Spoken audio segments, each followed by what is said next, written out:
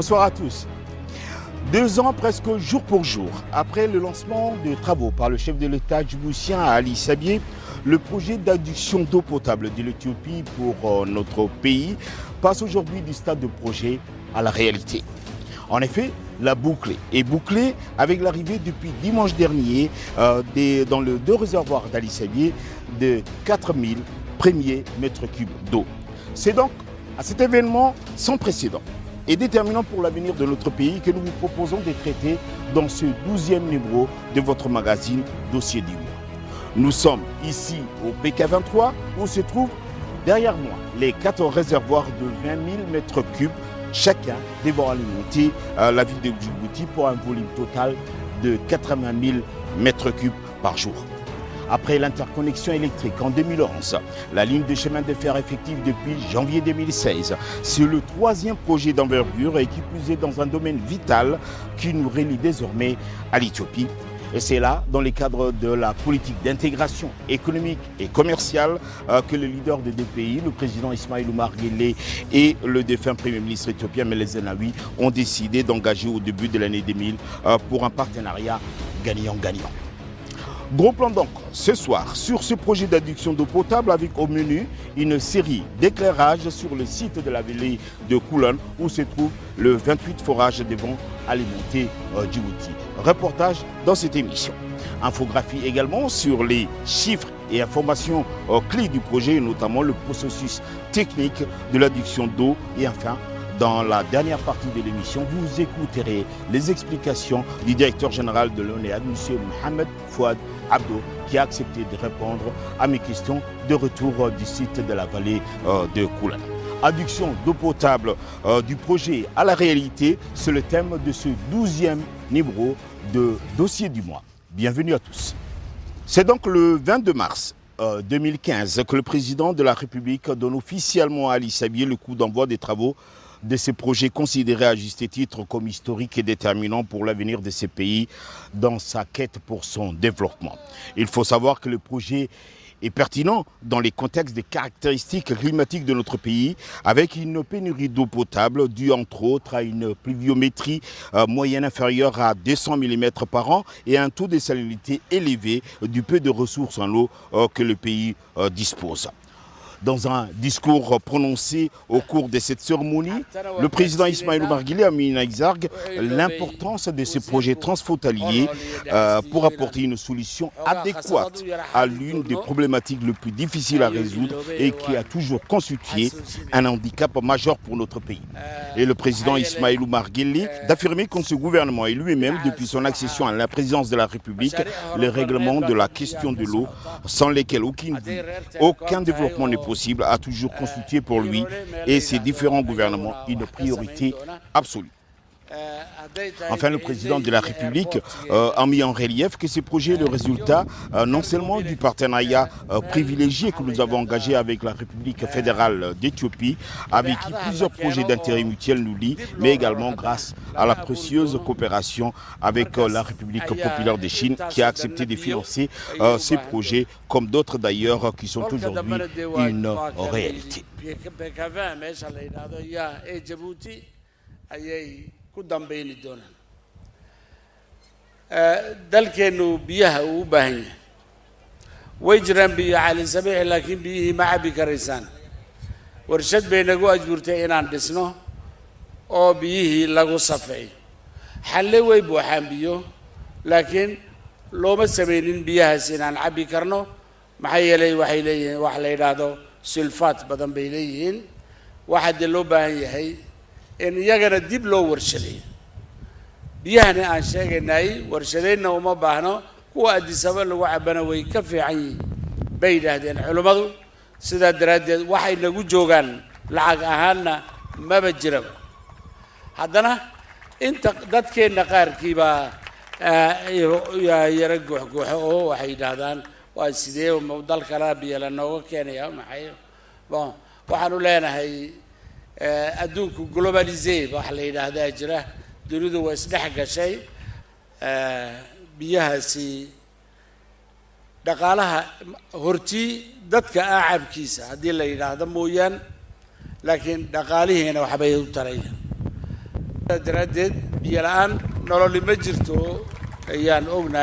Pour mieux comprendre les enjeux, l'ampleur et le déroulé technique de ce projet d'adduction d'eau, une équipe du magazine s'est rendue sur le site de la vallée de Koulan où se trouvent les 28 forages destinés à alimenter Djibouti. Nous avons en effet accompagné la délégation de l'ONEAD conduite par son directeur général qui a effectué sur place une visite d'inspection la semaine dernière. Reportage commenté par Ahmed Ahmed.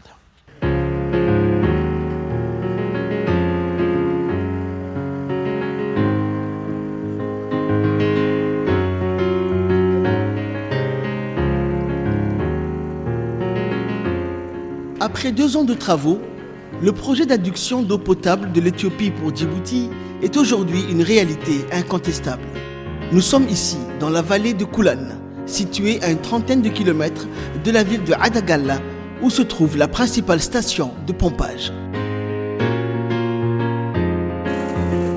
Et c'est cette image de l'eau qui coule et destinée pour notre pays qu'il faut désormais retenir.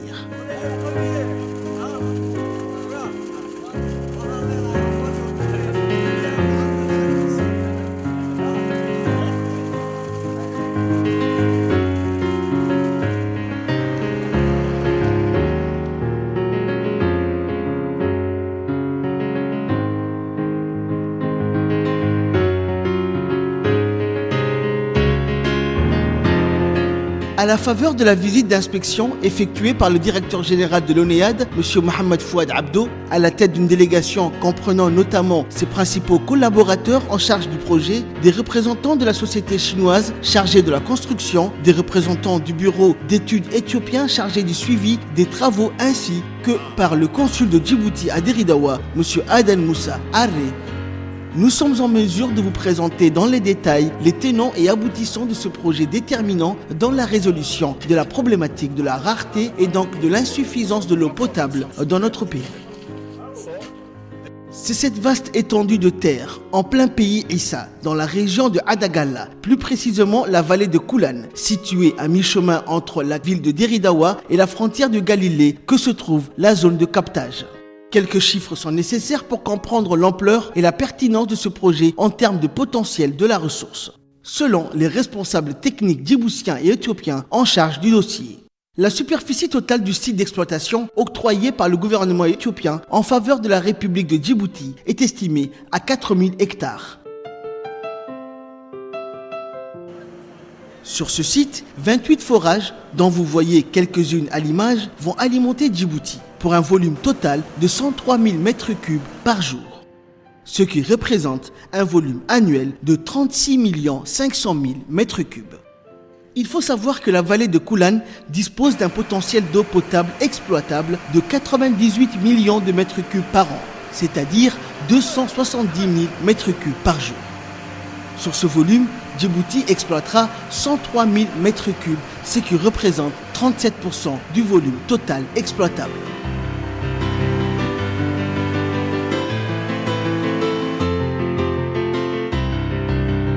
Dans l'acheminement de l'eau exploitée dans ces 28 forages, la station de pompage de Koulan joue un rôle très important, puisque c'est elle qui assure la distribution avec un réservoir de 2000 m3 supporté par 8 pompes, dont 6 sont fonctionnelles en permanence et 2 sont placées en réserve.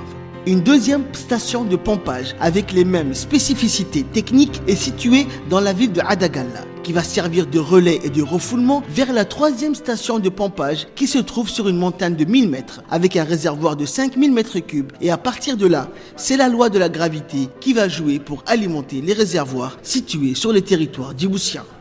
C'est dans ce centre névralgique de la station de Koulan qui va réguler le débit de la distribution de l'eau vers Djibouti, comme nous l'explique Madame Derka Kherre Alale, chef de la cellule des projets à l'ONEAD.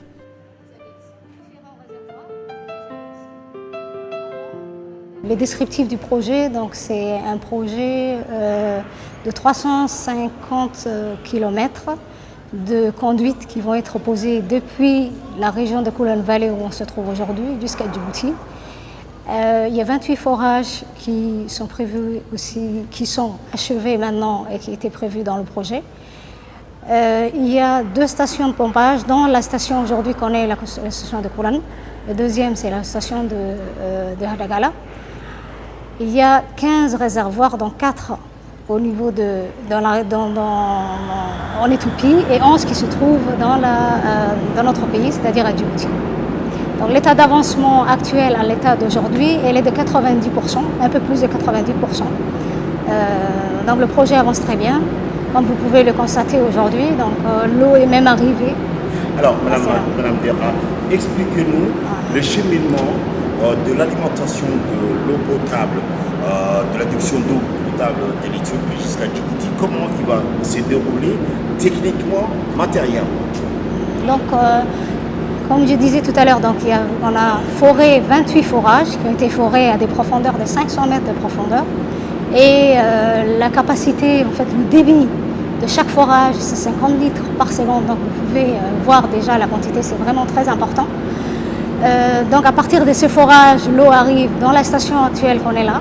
Cette eau-là va être après transférée, pompée. Les pompes que vous avez ici vont pomper jusqu'à l'autre station qui est à Dagala, vers les réservoirs, jusqu'à arriver vers le réservoir de Pekam.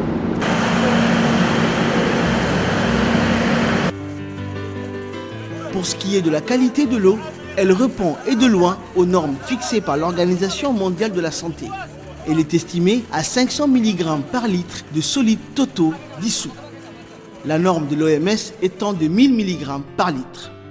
Tout au long des 2 années de la construction de ce projet, pour en faire une réalité, c'est un modèle de coopération qui a été mis en place avec une discussion permanente avec les autorités politiques de la 5e région éthiopienne, la région Somalie, le consulat de Djibouti à Deridawa, ainsi que les 2 sociétés publiques de l'eau. Ce projet d'adduction d'eau potable vers notre pays est un événement sans précédent dans l'histoire de notre pays. Je voudrais insister sur la pertinence de la vision du président de la République, M. Ismaël Omar Guelleh. Avec ce projet, nous avons gagné la guerre de l'eau qui constituait depuis toujours pour notre pays des problématiques les plus insolubles. Dieu merci, avec 5000 mètres cubes par jour, je puis vous confirmer que les Djiboutiens auront une eau abondante, suffisante et de qualité. Djibouti a relevé aujourd'hui un défi social, historique pour le bien-être des Djiboutiens et des Djiboutiennes. Écoutez les explications de M. Saad Hassan, chargé de la coordination et notamment le règlement des difficultés inhérentes à ce type de projet transfrontalier pour le compte de la 5e région éthiopienne. Alhamdulillah, maanta projectka saas u ballaaran wax problème ama wax compensation ama wax dhibaato oo ku yimid ma jiro. Waxaan maraynay inta ugu badan qabuura la marayay oo dhul qabuuro yihiin buu pipe ku dul marayay. Dhul dadgan yihiin baan maraynay, laakiin dadku iyagoo raalli ka iyagoo jecel kuna faraxsan biyaha walaalahood loo geenayo ayay maxay ahayd dariiq u sii furayeen, wax dhibaatayna ku dhaceen garabka dawladda aan ahayn. Marka kulley shacabka reer Djibouti waxaan ugu hambalyeynaya oo leeyahay rajo fiican baad qabtiin. بي هذا قيبتي أنتي دبياقدي بالوضع مدحونها جبتينا وعن محي هذي ربعنا نوهم بليون هذا فكرة ده وناكسن كل عقل قف وناكسن بيكسر بحذا إن شعب كيس فيها لبيه سنة ونظيفة كل قف كي كف فكري فكرة داس كهني ولا جران كرام ميسان كوليه شعب كجبتينا وحن لهاي بيه هذي تجارانتي أو مستقبل كينا استعمال سان أو كي وركع عفمات بدن كوناكسن نقول اللي ولا جوي حياة يعني سوقري إن شاء الله. Il faut dire que ce projet revêt une importance capitale, dans la mesure où la population de cette 5e région éthiopienne partage avec Djibouti et les Djiboutiens des relations sociales, économiques, culturelles et familiales historiques. Ce projet prend tout son sens quand on sait que la situation climatique de notre pays est caractérisée par une pluviométrie moyenne inférieure à 200 mm par an. Incontestablement, nous sommes aujourd'hui à l'aube d'une nouvelle ère pour notre pays. Avant de nous entretenir avec le directeur général de l'ONEAD qui a choisi notre magazine pour nous présenter les tenants et aboutissants de ce projet dans la 4e partie de l'émission, arrêtons-nous sur les informations et les chiffres clés du projet. C'est notre séquence infographie mise en image par Abdallah Hussein. Voici en effet les données clés qu'il faut avoir en tête pour comprendre l'ampleur et les enjeux de ce projet. Le coût du projet, qui est estimé à 339 millions de dollars, soit environ 60 milliards 342 millions de nos francs, est assuré par la banque publique chinoise Exim Bank à hauteur de 95% et l'État djiboutien pour 5%.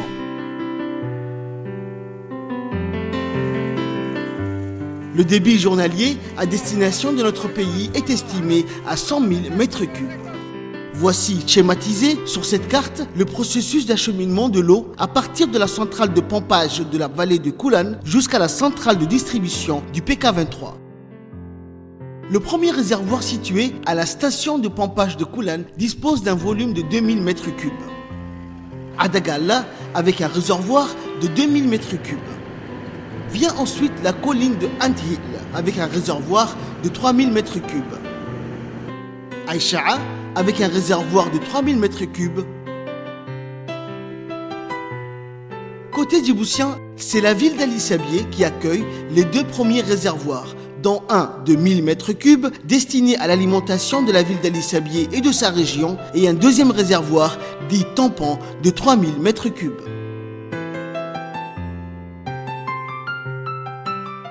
Il y a ensuite un réservoir de 250 mètres cubes pour la ville de Mouloud. La ville de Dikil dispose d'un réservoir de 2000 mètres cubes.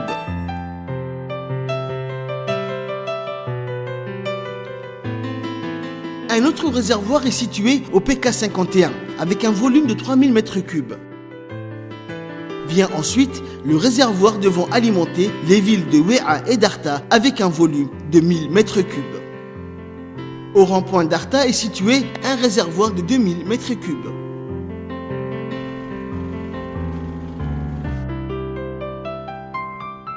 Et enfin, PK23 avec 4 réservoirs de 20 000 mètres cubes chacun, soit 80 000 mètres cubes, ce qui représente les besoins en eau de 2 jours de la ville de Djibouti. La consommation en eau de la capitale étant estimée à 42 000 mètres cubes en moyenne par jour. Quelques 358,5 km de conduite ont été également posés tout au long de ce circuit.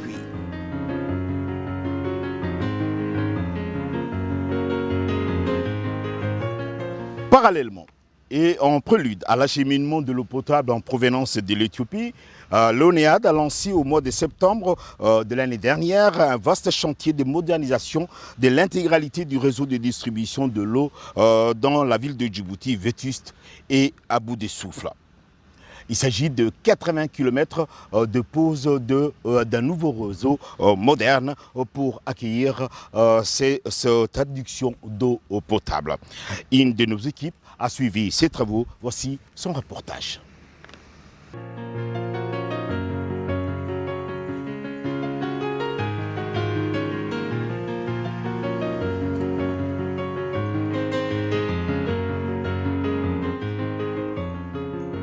La ville de Djibouti en chantier.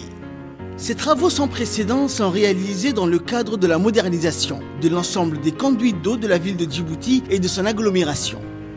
Il s'agit de 2 projets financés par le Programme national d'investissement connu sous le nom de PIN et du FADES, le Fonds arabe pour le développement économique et social, FADES 1 et 2, pour un montant total de 20 millions de dollars chacun. La première partie des travaux ont débuté en 2015 et consiste à relier les réservoirs de Farahad à l'ensemble des châteaux d'eau et réservoirs de la ville de Djibouti. À cela, il faut ajouter la rénovation de la ceinture de Balbala avec la pose de conduite de 350 mètres de diamètre. Dans le projet FADES 2, il consiste à réaliser un réseau de distribution de 80 km pour les villes d'Ali Sabié, Dikil, Arta et Djibouti. Sur ces réseaux, 80% concernent la ville de Djibouti avec la pose de conduite de 200 à 800 mètres de diamètre. À cela, il faut ajouter la réalisation de branchements et un système de télédétection entre les forages et les réservoirs pour régler notamment les débits, l'arrêt et les défauts éventuels des forages. Enfin, la troisième et dernière partie concerne la réhabilitation des châteaux d'eau et des réservoirs. C'est la société française Vinci qui réalise l'ensemble de ces travaux. Ok, donc je travaille pour la société Vinci Construction Grand Projet. C'est un contrat signé avec l'ONEAD C'est un projet qui consiste à la réhabilitation et l'extension des conduites en eau potable de la ville de Djibouti. Et là, sur ce chantier, c'est une conduite de transfert qui permettra d'alimenter le réservoir de Saline Ouest pour ensuite distribuer les eaux, l'eau potable dans les différents quartiers environnants de Saline Ouest. Donc là, on pose un tuyau en PEHD DN 400 mm par des soudures bout à bout. Voilà, c'est des tuyaux en polyéthylène. Et on démarre aujourd'hui. Aujourd'hui, c'est la première journée de pause. Et on posera 1900 mètres pour cette première section de travaux. Nous sommes ici au centre-ville, plus précisément à Place Rambo. Ça, c'est le projet qui vient au bout de la chaîne de l'ensemble des 3 projets qui sont en cours d'exécution. Ce projet des fonds arabes FADES, il consiste à réhabiliter environ 23 km des réseaux de distribution au plateau Serpent, centre-ville, quartier 1, quartier 2 et zones avoisinantes, et aussi à la reprise des branchements et 3000 nouveaux branchements. Il y a aussi la réalisation ou bien la construction d'un nouveau réservoir de 2500 m3 à Balbala. J'en viens maintenant aux explications du directeur général de l'ONEAD, M. Mohamed Fouad Abdou. De retour à Djibouti, après sa visite sur la vallée de Koulen, le directeur général de l'ONEAD m'a accordé un entretien au cours duquel nous avons abordé toutes les questions ayant trait à ce projet et à la problématique de l'eau dans notre pays. Entretien réalisé par Ifra Saïd et Abdel Hussein.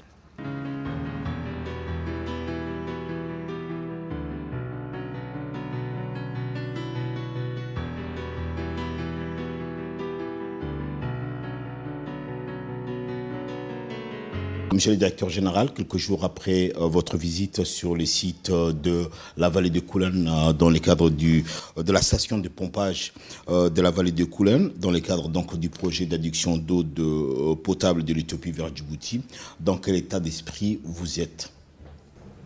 Bonjour, merci pour cette interview. Dans quel état d'esprit je suis?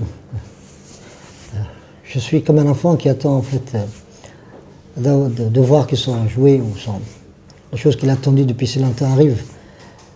Et c'est exactement l'état d'esprit dans lequel je suis. J'attends finalement que cette eau parvienne à Djibouti et puis que les Djiboutiens puissent boire de cette eau-là. Actuellement, à l'heure où nous parlons, monsieur le directeur général, où en est-on avec ce projet?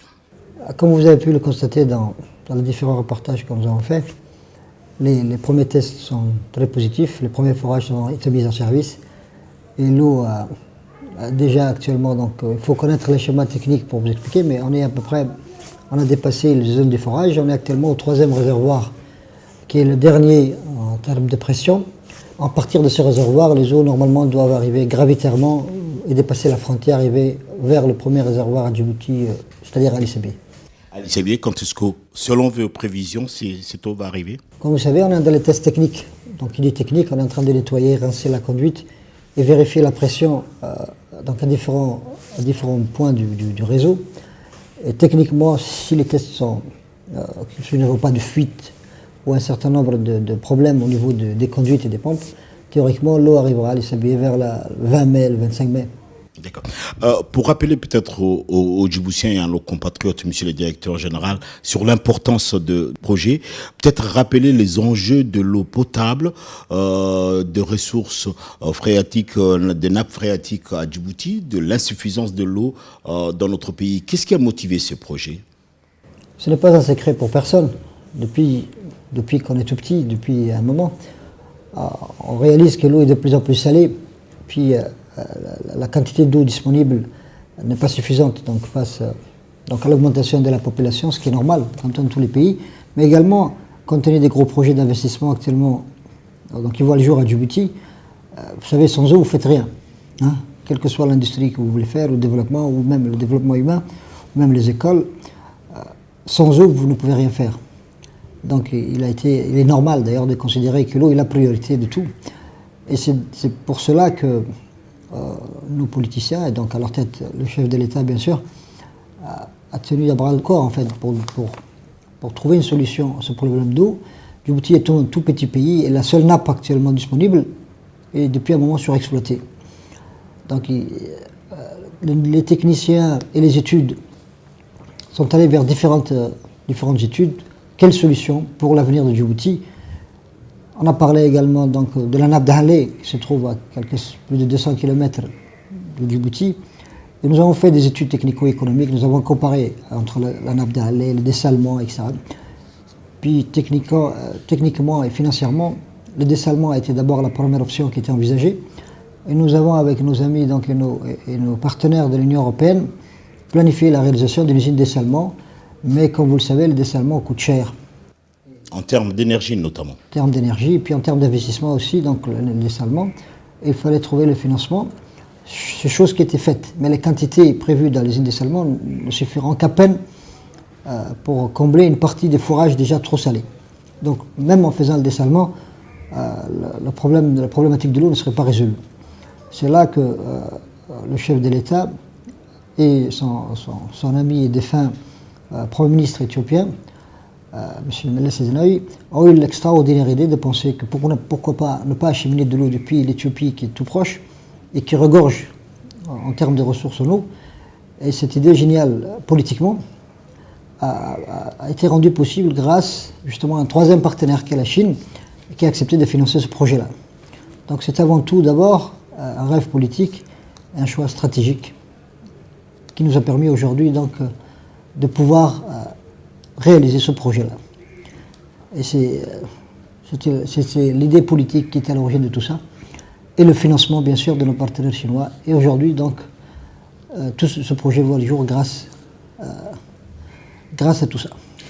Monsieur le directeur, vous nous dites, pour bien comprendre ce soir, qu'à travers les 103 000 mètres cubes d'eau par jour acheminés à partir de l'Éthiopie, nos besoins sont satisfaits. C'est ça que vous nous dites ce soir ou pas? J'ai dit plusieurs choses en fait. J'ai dit que le dessalement sera fait, mais que le dessalement ne permettait que combler à peine les forages trop salés qui allaient être arrêtés, c'est-à-dire qu'on n'aurait rien fait. Avec le dessalement, on aurait une production équivalente à celle qu'on fait aujourd'hui. Et les Djiboutiens n'allaient pas comprendre pourquoi, après le dessalement, on se retrouve toujours à une production équivalente qu'avant. Parce qu'on devait arrêter d'autres forages pour des raisons de qualité d'eau. Parce qu'il n'y a pas de problème de quantité uniquement, mais un problème de qualité qui se pose. Avec ce projet, nous allons doubler, voire tripler la production d'eau. Donc ce qu'on fait avec ce projet, on rattrape une vingtaine d'années de retard.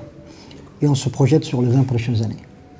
Non seulement nous allons satisfaire les besoins en eau domestique, qui ne représentent pas grand-chose, mais c'est surtout également les besoins de deux autres villes de l'intérieur, qui sont la ville d'Ali Sabieh et Dikil, y compris même la localité de Mouloud, qui sera desservie dans un premier temps. Et la grande partie viendra bien sûr pour Djibouti-Ville, pour satisfaire les investissements et les grosses infrastructures qui actuellement ne sont pas alimentées en eau. Pour être clair encore une fois, est-ce qu'aujourd'hui nous avons gagné la guerre contre la soif et l'insuffisance de l'eau, ou est-ce qu'il reste encore des efforts à fournir pour satisfaire nos besoins quotidiens, annuels, mensuels de l'eau? C'est une production journalière, donc vos besoins en termes domestiques sont largement satisfaits. Il en est même question de trouver des gens et de nouveaux abonnés capables donc, de consommer cette eau-là, parce qu'il faut bien la consommer. Donc oui, bien sûr, nous avons largement satisfait nos besoins, et nous avons même de quoi en fournir pour les ports et les futures bases et tous les projets des zones franches qui sont actuellement en gestation donc, et qui attendaient que l'arrivée de l'eau soit une réalité pour pouvoir se développer. Oui, bien sûr. Donc, maintenant, en termes de production, en termes de qualité, c'est une chose déjà d'actualité. Reste à savoir également qu'il faut savoir que la ville s'étend. Il y a un réseau qui doit s'étendre dans la ville parce qu'il faut bien distribuer cette eau donc, à toutes les zones, les nouvelles zones qui se développent. Mais ça, c'est un travail de tous les jours. Une fois que vous avez la ressource, ensuite, c'est très facile de pouvoir la distribuer. Et c'est un travail, tant que les gens continueront à vivre, tant que la ville se développe, il y aura toujours, le réseau va se développer, la distribution également. Monsieur le directeur, vous avez parlé tout de suite de la qualité de l'eau. Qu'est-ce qu'il en est de cette qualité de l'eau? Est-ce que nous satisfaisons les normes de l'OMS? Oui, oui, bien sûr. Vous savez qu'on n'allait pas investir autant d'argent et produire et attendre à la fin pour dire que la qualité est mauvaise. Non, on a fait d'abord des premiers forages tests et effectivement la qualité dans certaines zones n'était pas à la hauteur de nos espérances et nous avons modifié donc la zone. Nous sommes allés un peu plus loin et un peu plus en profondeur. Nos forages maintenant sont à 500 mètres de profondeur et la qualité est très bonne. Nous avons pu analyser pendant les deux années qu'a duré le projet, nous avons analysé longuement et en détail l'ensemble des paramètres de ces taux-là et les qualités sont très bonnes. Et bien sûr, nous n'allons pas attendre la fin pour dire que la qualité est mauvaise ou pas. Non, c'est une eau de très bonne qualité. Sur les difficultés que ce projet, depuis 2 ans qu'il est initié, sur les difficultés que vous avez rencontrées, quels sont les points que vous pouvez, ou les points positifs que vous pouvez mettre en exergue? C'est un projet, c'est un grand projet. Hein. C'est un très grand projet et surtout c'est un projet entre deux pays. Deux pays frères que plusieurs choses lient, hein, auparavant bien sûr. Donc les Djiboutiens et les Éthiopiens ont l'habitude de travailler ensemble, que ce soit pour le port, pour l'électricité, pour un certain nombre de choses importantes. Dans le cadre de l'intégration économique entre nos deux pays. Oui, plusieurs comment dire, denrées importantes viennent de l'Éthiopie. Vous savez que c'est un grand pays, un pays riche en ressources en eau. Et donc la difficulté, c'est d'ordre technique bien sûr, parce que l'eau, on est allé la prélever dans des zones encore pas tout à fait habitables encore. Il fallait créer des routes, des pistes. Il fallait traverser à travers des montagnes, des collines. Il fallait creuser parfois, il fallait traverser des oueds, donc préparer des ouvrages un peu spéciaux. Mais ça, vous savez, une fois que l'argent et la volonté politique sont là, ce genre de problème, on arrive toujours à s'en sortir. Mais à la base, si vous n'avez pas le financement et vous n'avez pas la volonté des deux pays, vous ne pouvez rien faire. Donc une fois que les deux premiers points étaient acquis, le reste, c'est des questions techniques que nous avons l'habitude de résoudre. Et ça a été surmonté au fur et à mesure. Il y avait des populations qu'on a déplacées, des populations qu'on a dédommagées, d'autres qui demandent de l'eau qu'on doit tenir compte donc, pour les alimenter, ce qui est normal. On ne peut pas traverser des localités, laisser les gens en leur disant non, vous avez une conduite qui passe, mais vous n'avez pas le droit d'avoir de l'eau. Tous ces problèmes sont résolus et d'autres viendront ensuite, bien sûr. Parce qu'avec la mise en service du projet, il y a le problème donc, de l'installation des agents ONEA de l'Éthiopie, il y a tout un tas de problèmes de transport, de maintenance, le problème des réparations qui viendront. Mais c'est normal, on était dans une étape de projet, de réalisation, on passera dans une étape d'exploitation et de mise en service, avec tout ce que cela veut dire comme problématique. Mais c'est normal.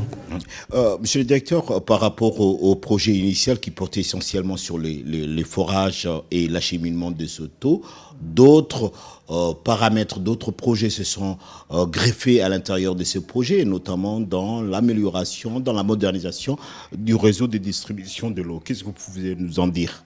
Il ne faut pas voir ce projet comme un projet unique. Non, bien sûr, tout ça va dans un ensemble. Le gouvernement applique une politique de l'eau, une politique d'eau et d'assainissement, bien sûr, qui a une vision globale. C'est de permettre donc aux habitants de Djibouti de disposer d'une eau de qualité, mais également de traiter cette eau-là ensuite et de veiller à ce que ces eaux-là, parce que vous imaginez facilement, si vous multipliez par 2 ou par 3 la production, vous multipliez par 2 ou par 3 également la quantité d'eau usée rejetée par cette population-là.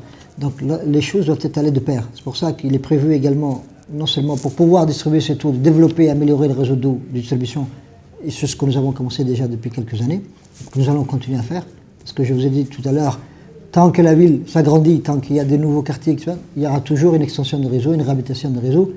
C'est la vie normale d'un réseau, c'est la vie normale d'un service d'eau, mais également à cela vient se greffer donc, le problème de l'assainissement de cette eau-là, parce que vu les quantités d'eau qui vont venir se déverser à Djibouti, des problèmes d'eau usée, il y en aura à traiter, et c'est ce qui est prévu. Le gouvernement a prévu donc de doubler la capacité de la station d'Ouda et d'en réaliser une autre à Balbala pour permettre donc aux habitants de Balbala également d'avoir une station d'épuration. Et il est encore question dans quelques années de réaliser une 3e station d'épuration du côté de Beka12.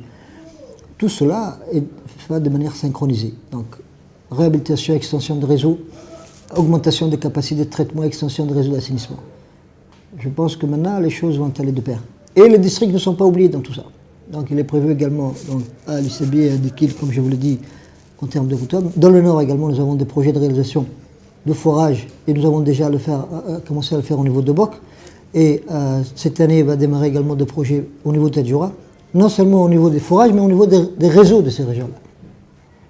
Parce que vous le savez, il y a aussi également des projets dans ces régions. Donc tout ça, nous avons Donc un plan qui était initié depuis quelques années et le financement, Dieu merci, arrive à suivre. Nous rattrapons un certain nombre d'années de retard par rapport à tout ça et je pense qu'une fois tout ça réalisé, on aura fait une grande étape pour Djibouti et les choses iront directement dans l'ordre. Plus de problèmes d'eau, plus de problèmes d'assainissement. Monsieur le directeur, je dois vous poser par honnêteté intellectuelle cette question. Les Djiboutiens mettent en exergue, entre autres points, une perte de souveraineté nationale, en quelque sorte, à travers cet acheminement de l'eau potable. Est-ce que ce ne serait pas, ils disent, je me fais l'interprète de leur état d'esprit, d'une forme de pression sur Djibouti? Qu'est-ce que vous dites? Qu'est-ce que vous répondez à ces soucis? Une forme de pression, quelle pression? Pression politique? Pression politique, pression économique. Non, pourquoi? Vous savez... Que la consommation de l'eau, que l'eau potable dépendra du bon vouloir des Éthiopiens. Qu'est-ce que vous dites de ça? Non. Il faut comprendre une chose d'abord. Les ouvrages actuellement en Éthiopie et le financement qui était donc acquis, c'est un financement qui par le gouvernement djiboutien et par l'ONEAD. Les ouvrages en Éthiopie sont des ouvrages ONEAD, gérés par ONEAD. Et combien même ils seraient gérés par les Éthiopiens, je ne pense pas que ce soit un problème de souveraineté. Vous savez, la Malaisie donne de l'eau à Singapour, et Singapour est un des pays les plus développés maintenant actuellement, et je ne pense pas que ça pose un problème de souveraineté quelconque. Il faut dépasser ces clivages-là et ces problèmes-là. Nous sommes interconnectés en électricité, nous sommes interconnectés pour pas mal de choses. Nous donnons le port aux Éthiopiens, je ne pense pas que les Éthiopiens pensent qu'ils sont sous pression avec nous. Non, les gens ici, les peuples de chaque côté, ce sont des peuples qui se connaissent, les choses passent ainsi. Et je pense qu'à l'avenir, le monde entier sera interconnecté, et c'est le cas d'ailleurs en Europe. Et les Éthiopiens trouvent un intérêt à travailler avec Djiboutiens, les Djiboutiens trouvent un intérêt à être Éthiopiens. Et c'est les choses, il faut éviter ce genre de réflexion et plutôt voir l'intérêt d'abord du citoyen djiboutien qui bénéficiera d'une eau de qualité à un prix normal et un prix vraiment très intéressant. C'est ces avantages-là qu'il faut mettre en avant au lieu d'aller s'enfermer dans des idées tordues qui ne font avancer ni les Éthiopiens ni les Djiboutiens d'ailleurs. Il est intéressant peut-être de rappeler aussi quelque part sur le volet social de la politique de l'ONEAD et du gouvernement. Quels sont les tenants aboutissants de cette politique sociale que vous pratiquez à destination des populations les moins favorisées de notre population? Ce que je dis toujours, vous savez, l'ONEAD ou le gouvernement, l'eau n'a pas de prix. Okay, personne au monde ne peut vous donner le prix de l'eau. Le coût de l'eau, c'est comme l'air. Combien coûte l'air? On ne sait pas. Comme de l'eau, non. Et personne ne peut vivre sans eau. Donc tout le monde doit avoir de l'eau. Tout le monde a besoin d'eau. Maintenant, ce que vous devez payer, vous devez le savoir, ce que vous payez dans un premier temps, c'est un service. C'est le fait d'avoir transporté cette eau, traité cette eau, distribuer cette eau, pomper cette eau-là. Tout ça, c'est un coût. Ce que nous faisons simplement, c'est diviser ce coût-là par le nombre de gens qui prennent en fonction des mètres cubes. C'est uniquement ça que nous faisons. Mais l'eau en elle-même n'a pas de prix. Personne ne peut vous donner le prix. Oui, le prix, ça n'existe pas. Maintenant, pour les ménages les plus faibles, vous savez, quand quelque chose coûte 10 francs, il coûte 10 francs. Ces 10 francs, on essaie de les répartir entre les gens. Maintenant, il y en a qui font de l'industrie avec, il y en a qui font du commerce avec. Ce qu'on essaie simplement de faire, c'est de faire en sorte que, dans la marge bénéficiaire de l'industriel ou du commerçant, c'est de s'y retrouver un peu pour ne pas perdre de l'argent et permettre donc aux ménages les plus pauvres d'avoir de l'eau. Parce que le service doit continuer. Donc ce que nous faisons toujours dans nos études tarifaires, c'est qu'on ne touche jamais aux tranches sociales, ce qu'on appelle, pour les ménages plus faibles. On laisse un minimum vital pour les... On sait ce que peut consommer une famille, nécessairement pour ses besoins normaux, sans aller vers l'industrie ou le commerce. Si vous dépassez ces quantités-là, donc sûrement vous avez une activité un peu plus importante que celle l'activité domestique. Et à ce moment-là, il est normal que vous payiez un peu plus cher. Mais si vous faites une utilisation domestique de l'eau, normalement, le prix est un prix très avantageux. Et je pense que les tarifs de l'eau à Djibouti sont de moi les tarifs les moins chers quand on compare donc à l'électricité ou au téléphone, par exemple. À Djibouti, la facture d'eau est relativement basse et je ne pense pas que ça se pose problème pour personne de payer sa facture d'eau. À condition, bien sûr, de rester dans la tranche domestique. Maintenant, si vous avez une activité commerciale ou industrielle, il est normal que si vous faites des bénéfices ou vous faites une marge importante sur une production industrielle, il est normal que vous payez un peu plus cher ce tout-là. Vous ne pouvez pas la payer au même prix que le pauvre habitant de quartier qui ne fait qu'une utilisation rationnelle de cette eau-là. Donc rassurez-vous, au niveau social, les prix resteront à peu près les mêmes, ça ne changera pas pour les tranches les plus basses. Et au niveau branchement, nous avons depuis 3 années maintenant appliqué une politique commerciale. On est parti du constat que personne ne peut vivre sans eau. Or, quand on regarde le nombre d'abonnés que nous avons à l'ONEAD comparé au nombre de logements ou de familles qu'il y a à Djibouti, nous sommes vraiment très en dessous de ce qu'on peut espérer. Donc, on suppose par là que beaucoup de notre eau est prise soit de manière gratuite, soit vandalisée, soit de manière frauduleuse, soit chez les voisins, soit chez les bornes fontaines.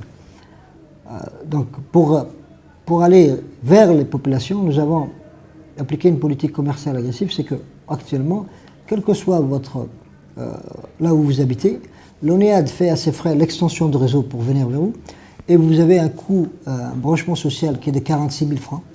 Et si le ménage ne peut pas payer les 46 000, on accepte même le paiement en 2 ou 3 tranches des 46 000. Je pense, connaissant à peu près le niveau de vie de Djibouti et de Djibouti, ce que les Djiboutiens consomment, je pense que payer 23 000 pour avoir de l'eau à la maison, ce n'est pas un luxe, s'agissant d'eau potable. Et actuellement, ça marche très bien. Nous avons à peu près 4 000 à 5 000 abonnés par an chaque année. Et les gens viennent. Et ça, c'est une manière également pour nous de lutter contre les fraudes. Parce que vous ne pouvez pas acheter l'eau moins chère que chez nous. Même si vous l'achetez chez le voisin, même si vous la prenez, c'est camions citernes, vous la payez toujours plus cher. Sans s'assurer de la qualité et de la provenance de l'eau. Alors que là, nous, on vous promet un branchement chez vous, avec une eau donc, que nous contrôlons, et un prix très bas. Je pense que plus que ça, on ne peut pas faire. Nous allons terminer cet entretien, monsieur le directeur, en vous remerciant. Quelles sont aujourd'hui, à l'heure où nous parlons, les perspectives qui s'offrent à l'ONEAD et finalement, in fine, à la politique de l'eau dans notre pays? Je vous l'ai dit, de toute façon, un peu plus tôt dans le partage, dans l'interview, actuellement, l'ONEAD est à un grand tournant de son histoire. Donc, on va vers satisfaire les besoins en eau, donc futurs et actuels. On va vers des projets en assainissement de plus en plus importants pour traiter l'eau. On réhabilite complètement le réseau de la ville et de certains chefs-lieux de districts. Donc je pense que l'un dans l'autre, c'est plusieurs milliards d'investissements. Et l'ONEAD, ce ne sera pas l'ONEAD d'aujourd'hui, ce sera une ONEAD complètement transformée avec une usine dessalement, 3 ou 4 stations d'épuration, 28 ou 38 forages, 30 forages en Éthiopie à 300 km, des milliers de kilomètres de conduites supplémentaires, également dans les districts plusieurs autres forages.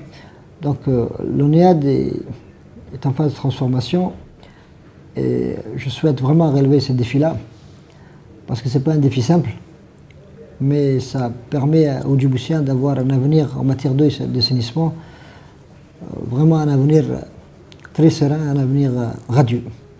Je vous remercie, monsieur le directeur. Merci d'avoir accepté notre invitation.